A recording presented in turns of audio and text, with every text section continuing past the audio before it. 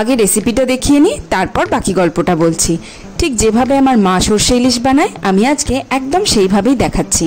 সাদা কালো সর্ষে, কাঁচা লঙ্কা, নুন দিয়ে মিক্সিতে পেস্ট করে নিলাম, তারপর ছাঁকনিতে ছেঁকে নিলাম। এবার এই পেস্টের মধ্যে দিয়ে দেবো ফ্যাটানো টক দই, নুন, চিনি আর হলুদ গুঁড়ো নিয়ে একটা চামচের সাহায্যে ভালো করে মিশিয়ে নেব। একটা কড়াইতে খানিকটা সর্ষের তেল আগে একটু গরম করে নিয়ে তারপর ঠান্ডা করে নিতে হবে।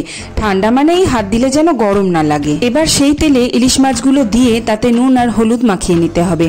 তারপর যে পেস্টটা রেডি করে রেখেছিলাম সেটা দিয়ে দিতে হবে। এরপর দিয়ে দিতে হবে কয়েকটা চেরা কাঁচা লঙ্কা। তারপর কোনো রকম চামচ বা খুন্তি ব্যবহার না করে ঠিক এইভাবে কড়াটাকে একটু নাড়িয়ে মাছের সাথে মশলাগুলো মাখিয়ে নিতে হবে। ঢাকনা বন্ধ করে নিভু আঁচে এক এক পিঠ 7 থেকে 8 মিনিট রান্না করে নিতে হবে। ওপর থেকে 1 চামচ কাঁচা সর্ষের তেল ছড়িয়ে নিয়ে গরম ভাতের সাথে পরিবেশন করুন আমার মায়ের রেসিপি সর্ষে ইলিশ। এবার বলি আজকের গল্পটা। আমি খিচুড়ি আর কাতলা মাছগুলো ভেজে লাঞ্চ প্রায় রেডি করেই ফেলেছি।